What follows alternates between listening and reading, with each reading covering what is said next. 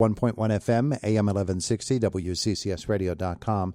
Philip Martell is the superintendent of the River Valley School District, and he's issued a statement about the U.S. Department of Education.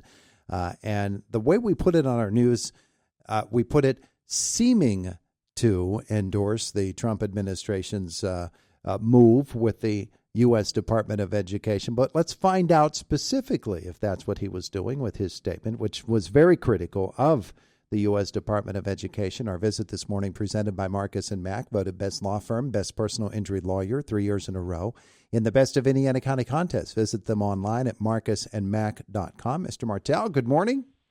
Good morning, Todd. Thanks for having me on. I'm glad that you're here with us this morning. Tell us about the statement that you issued on Friday and why you thought it was important to do that. You know, I think that President Trump understands what we need to do is something dramatically different when it comes to education. And really, my reasoning is I couldn't agree more. But, I mean, because the facts are there. When you look at, I think since the department was conceived under President Carter, we've spent trillions of dollars, but yet academic proficiency with students has not kept up with what the investment of money was. I think highlight the fact that we're so far behind. We spend the number one per pupil dollar amount in the world, but yet we rank 13th in reading, 18th in science, 36th in math, and we're spending $16,000 on average per student. We have to do something different. We're not seeing results for what we're doing. So I think by investing back into the states and really to the local communities, I think is where we have to restart with this whole process of American public education. And as it may seem radical to some people, well, I mean, we need to do something different because what we're doing now is not working. I always feel like, we're kind of in Groundhog Day. Well, yeah, it is something that obviously has been a problem for a very, very long time. And you're right. Maybe the monies aren't being allocated correctly, or maybe the emphasis hasn't been in the right way. By switching it back to local control, and really you're talking about state control now as opposed to federal government control. That's one more step toward local control, but is that total local control? It's not total local control, but, the problem, one of the other issues that's faced, where we've been the one-size-fits-all policy with No Child Left Behind and Race to the Top, it doesn't work across the board. It doesn't, it really kind of shifted from student learning to testing performance. And we know now today that testing performance doesn't show us a true reflection of what the competencies or what a student may learn. But then in the same pathway, if you didn't do it, they'd penalize you for that, not following the national mold. So I think by allowing at some local level, with what each district does uniquely, but then again, allow them to have that control, but then breaking down those barriers or zip codes. Where you see in states like Texas and Florida have immense success when the local control has been pushed back a lot to them by their governors, and I think you can see it in the data. I think that's where we need to get to at some point. It's just. And the amount of school districts we have, too, are just too many in Pennsylvania. And those resources can be done more in an equitable fashion and impact more students if we didn't have as many school districts either. That was what I was going to ask you next was, are there states that do it better than other states do, even within the idea that they still have to work under that umbrella of the U.S. Department of Education as well? The states that put out the best example that folks can look at and say, yeah, I think that could work here. Maybe not exactly the way they do it there, but I can see the framework in place there that should work here. There's no doubt about it. If you look at some of the testing data that's coming out of Florida and Texas, you can see that since they put a lot of this back to local control and, importantly, now school choices in place, I mean, you can see the increase in student data. It's also increased graduation rates dramatically in both states. So, I look at it as choice. Everybody's, afraid of a big bad word, choice in education. It's not. If you have a good product and you have a good school system and you're providing, it's like a business, a good product, people are going to buy your product. So it's accountability to me because, some of these school districts shouldn't be school districts graduating 26, 30 kids. Like they're doing a disservice to their students by not giving them the resources they could have if they were, able to get those resources in other places. Now, people would say, and people do say, well, if you give them choice, if you give them the choice of where their kids are going to be going, as you say it, limited by their zip code, eliminate that zip code identity for where you go to school, then those schools that are failing are just going to fall completely apart. and that'll put more pressure on the more successful school districts and the travel and all of the different things that come in with a failing school district that nobody goes to. There's no question about it, and there really has to be. I mean, I guess my biggest frustration is, and even our governor ran on the fact he was in support of choice, and then he got a lot of pressure from the unions and backed off. I just think there needs to be a discussion because these districts are going to collapse either way. Financially, they're not going to be able to provide the resources. The tax base isn't there, and now with the immense mess that they have with this new funding formula, rural schools are getting penalized. So it's very frustrating even on our end now for our increase being very minimal while I see continued funding go into schools that we know are failing. Their students still can't read. The students still cannot perform math. Like, we have to do something different. It's not fair. So 500 school districts in Pennsylvania, well, part of your solution would be to not have 500 school districts, but cut that number in half or even more.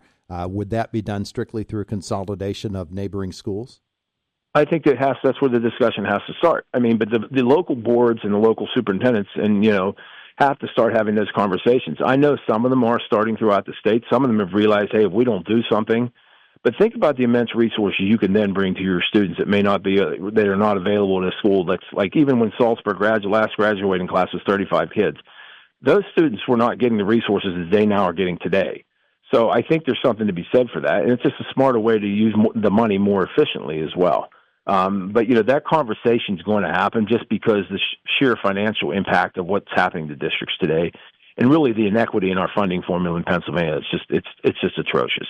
Well, within your school district and within any other school districts that we have seen in this region that have tried to merge schools, there's always a considerable pushback and a lot of barriers to get through in order to get that kind of reform. Do you feel that it would be that situation with every school district that you're not closing my neighborhood school, that you'll have to find some other solution? We're keeping our school open. Do you feel that those battles would increase? I think they would, but here's the thing. I looked at it this way. When the Blairsville-Salzburg School District argued for 40 years that they were forced together in a merger by the state. But, as they tried to consolidate whether each side got control over the years, it never worked. But the public was really never given a plan. So when I came in as superintendent, I said, we need to tell the community exactly what we're going to do and why this benefits their son or daughter, and show them that. And I think when you're reasonable and you could show people the benefits of something, especially when you're talking about where there's inequity in certain districts where students receive less than they do in other districts, whether it be resources or, instruction, the amount of classes. Some of these districts are so small that they have such small staffs, Todd. They don't offer college and high school classes. They don't offer electives.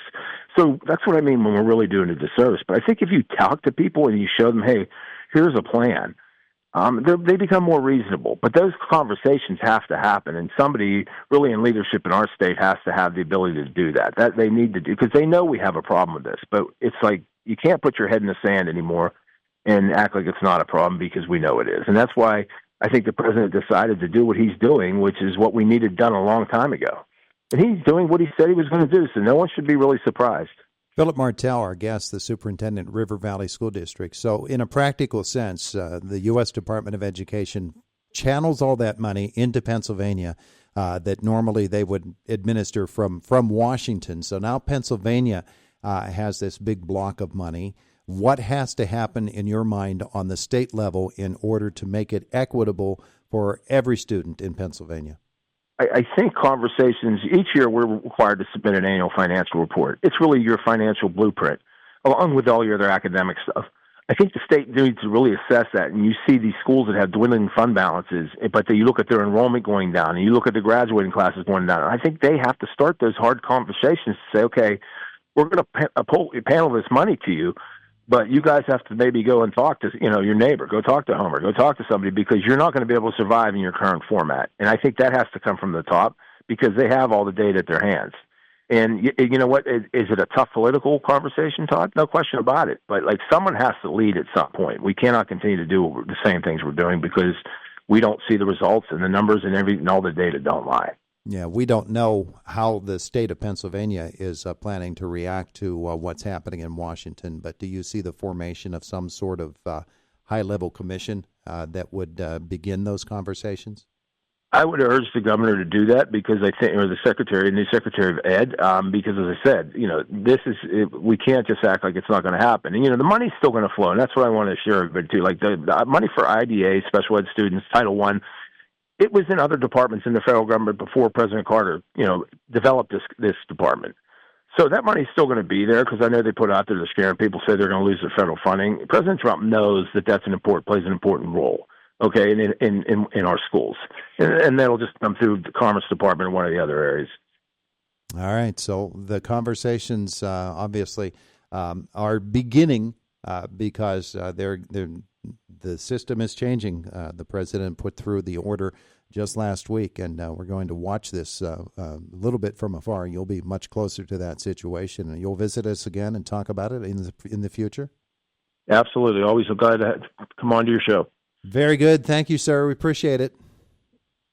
I appreciate it. Have a good day. You too. There is Philip Martell. He's the superintendent of the River Valley School District. Are you still there? No, he hung up. They have a special deal going on this week that is a really innovative thing that we wanted to talk with him about, and it slipped my mind until he was gone, and I wasn't able to get him back. But we'll talk with him, I believe, next week. Yeah, we'll have him on again next week for the regular River Valley spot, and maybe at that point we'll look back at this event that is happening today and through the course of this week at River Valley Schools.